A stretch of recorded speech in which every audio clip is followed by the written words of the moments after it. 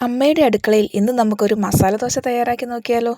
ഒരു മസാല ദോശ കഴിക്കാൻ തോന്നുമ്പോൾ പെട്ടെന്ന് നമ്മുടെ അടുക്കളയിൽ നമ്മൾ തന്നെ തയ്യാറാക്കി കഴിച്ചാലോ? ഒരു പ്രത്യേക ടേസ്റ്റ് ആയിരിക്കും അല്ലേ? അതിനായി ഒരു ചട്ടി അടുപ്പത്ത് വെച്ച് എണ്ണയൊഴിച്ച് ചൂടാകുമ്പോൾ കടുക് ഇട്ട് കടുക് പൊട്ടിക്കഴിയുമ്പോൾ സവാള കൂടി ഇട്ട് കൊടുത്ത് വഴറ്റിയെടുക്കാം. ഈ സവാള വേഗത്തിൽ വഴന്നു വരുന്നതിനായി കുറച്ച് ഉപ്പ് കൂടി ചേർത്ത് കൊടുക്കാം. ഇപ്പോൾ ഇത് വഴന്ന് ഏകദേശം റെഡിയായി വന്ന് തുടങ്ങിയിട്ടുണ്ട്. ഇനി കുറച്ച് ക്യാരറ്റ് ചെറുതായി അരിഞ്ഞത് കൂടി ചേർത്ത് കൊടുക്കാം. കുറച്ച് കറിവേപ്പില കൂടി ചേർത്ത് കൊടുത്ത് ഇതിൻ്റെ വെള്ളം ഒന്ന് വറ്റി വെന്ത് വരുന്നത് വരെ ഇളക്കി കൊടുക്കുക. വെള്ളം വേഗത്തിൽ വറ്റി വരുന്നതിനായി ക്യാരറ്റ് വളരെ ചെറുതായി അരിയുന്നതായിരിക്കും നല്ലത്. ക്യാരറ്റിൻ്റെ വെള്ളമെല്ലാം നന്നായി വറ്റി ഇതൊന്ന് വെന്ത് കഴിഞ്ഞു കഴിഞ്ഞാൽ നമുക്കിതിനകത്തേക്ക് ആവശ്യമായ മസാലകൾ ചേർത്ത് കൊടുക്കാം. അതിനായി കുറച്ച് മഞ്ഞൾപ്പൊടി, ഗരം മസാലപ്പൊടി, മല്ലിപ്പൊടി, ഇത്രയാണ് നമ്മൾ മസാലയായിട്ട് ചേർത്ത് കൊടുക്കുന്നത്. ഇതുകൂടി ഒന്ന് ഇളക്കി ഇതിൻ്റെ പച്ച മണം മാറുന്നത് വരെ നന്നായി ഇളക്കി യോജിപ്പിച്ച് കൊടുക്കുക.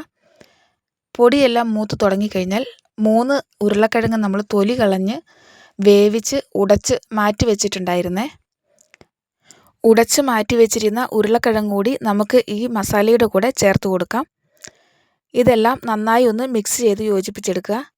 മസാലയ്ക്ക് ടൈറ്റ് തോന്നിക്കഴിഞ്ഞാൽ നമുക്ക് കുറച്ച് വെള്ളവും കൂടി ചേർത്ത് കൊടുത്ത് ഇതൊന്ന് ലൂസാക്കി കൊടുക്കാം. ഈ സമയത്ത് ഉപ്പുണ്ടോ എന്ന് നോക്കി ഉപ്പ് കൂടി ഒന്ന് ചേർത്ത് കൊടുക്കണം. മാവെല്ലാം നമ്മുടെ റെഡിയായിട്ട് ഇവിടെ ഇരിപ്പുണ്ടേ.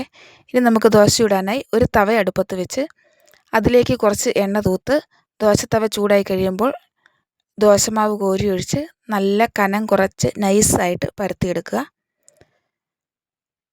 ഇത് ചെറുതായിട്ടൊന്ന് മുരിഞ്ഞ് തുടങ്ങി കഴിയുമ്പോൾ നമുക്കിതിനകത്തേക്ക് എണ്ണയോ നെയ്യോ എന്തെങ്കിലുമായി ചേർത്ത് കൊടുക്കാം. അതിനുശേഷം ഇതിൻ്റെ നടുഭാഗത്തായിട്ട് നമ്മുടെ മസാല കൂടി കുറച്ചെടുത്ത് ചേർത്ത് കൊടുക്കുക. 2 സൈഡിൽ നിന്നുമായി ഈ ദോശ മടക്കി കൊടുത്ത് ഒരു പാത്രത്തിലേക്ക് മാറ്റി നമുക്ക് കഴിക്കാവുന്നതാണ്. അങ്ങനെ നമ്മുടെ ദോശ റെഡി ആയിട്ടുണ്ടേ. എല്ലാവരും തയ്യാറാക്കി നോക്കണേ.